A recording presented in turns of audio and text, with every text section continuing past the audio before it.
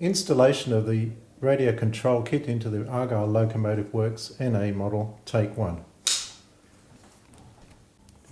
There are 4 components to the remote control. There are the servos that work the regulator and the reverser, the battery pack which we mount in the back here, the radio receiver which is mounted inside the tank, and the on-off switch which is just underneath the side tank here.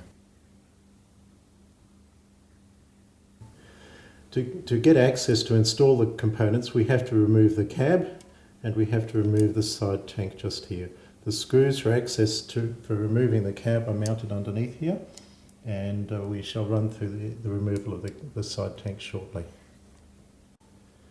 It's best to make a turnover stand. You will all receive some of this foam packing in your packaging. It's probably a good idea to make a nice big cutout like this so that when you invert the locomotive, it is there to protect some of the pointy bits such as the whistle, the safety valves and those components there.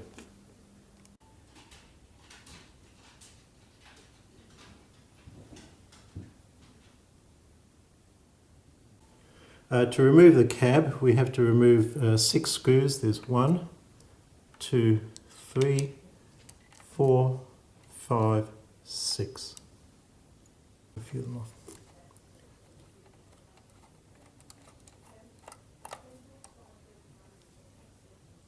One,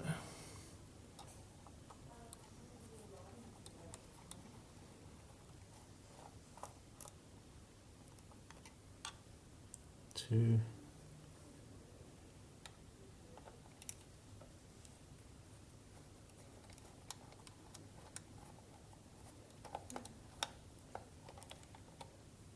three on that side.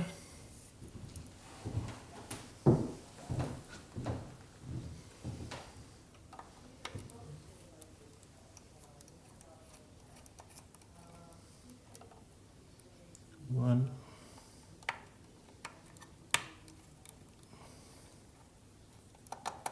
This is also the same procedure. If you need to clean the gas jet, you will have to remove the cab as well.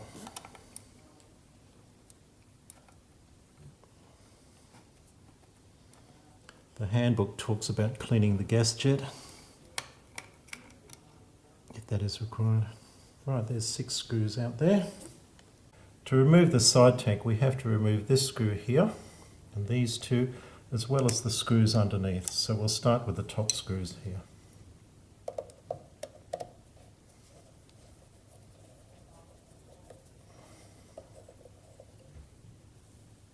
There's 1.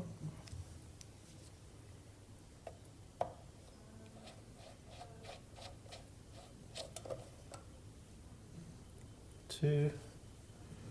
One over here.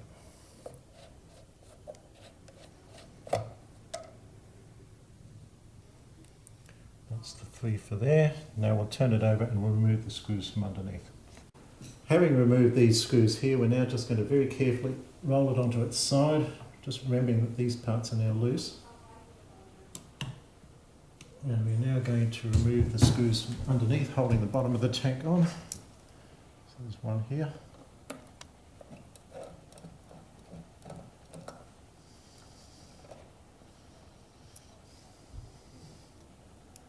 One here.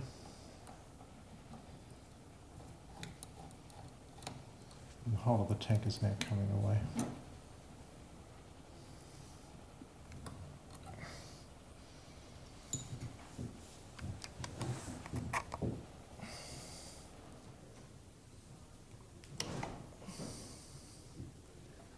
Now then, will the tank come away? There you are, the front tank comes away, just carefully easing the plumbing off the anything there. There we go. This model already has the radio control installed, so you can see it there. Here we have the receiver, the switch, a little bit of an antenna just held in there, and the switch is actuated from underneath here, on and off. Okay. The model already has these parts assembled. You will have to be a little bit careful in taking it off, easing it off and around, gently taking those out.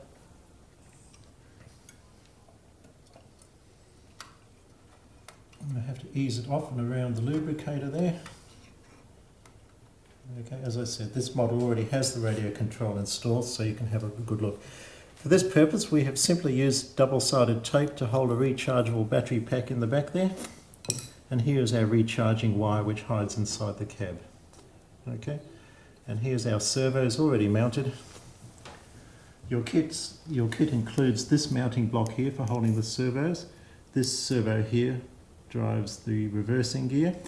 This servo here drives the regulator, and these are the components that are supplied in your kit.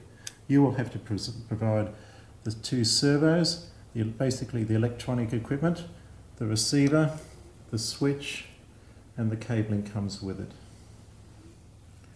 And there we are, all the parts together. It's a good idea to mount the batteries on this side here because the servos take up this space here. Okay, so the batteries go on the left-hand side at the rear of the cab. Okay, so we shall now have a look at the installation of the servo block. The reversing servo connects to the reversing gear at this point here. This is an existing screw that connects the push-pull rod here. So what we will do is remove this and be able to connect this. However, you must do some work to this little rod here first, and I'll explain that later. One of the features of the NA is that it has this lovely gated system here. So for remote control, we need to keep this ungated, and you'll notice we have simply put a piece of silicone pipe around the handle here to keep the gate open so it doesn't latch. You can use different methods. You could use a small cable tie or a bit of heat shrink, just as long as the gate here remains open while it's using for the throttle control. There is the servo mounted in the servo mounting block here. The arm comes forward. There's your adjustable clevers. You will have to remove the manual control regulator arm here and install the special RC arm here and make adjustments here, which we will explain later on.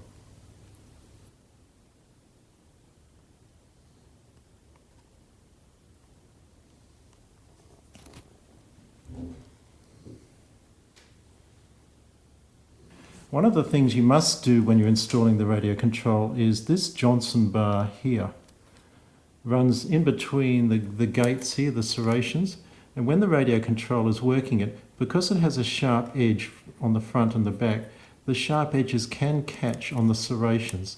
So you'll need to remove this Johnson bar completely by undoing this screw down the bottom here, the pivot screw and the arm screw, and radius the edges at the front and back, just where it goes through the serrations, the gates here. If you don't radius the edges of it, they can catch on these serrations.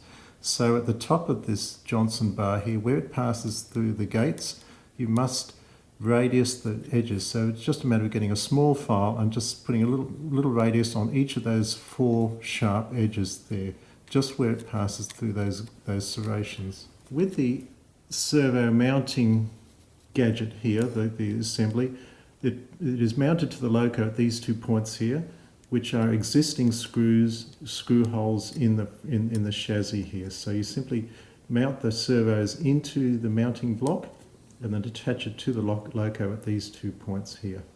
Be sure to route the cables appropriately so that they can be installed. When it comes to adjusting the actual connection here, it is best to have all your system operating and use your transmitter to set your servo to the maximum travel clockwise, and you would want to install the little bell crank here in about this position, which is about the 10 o'clock position.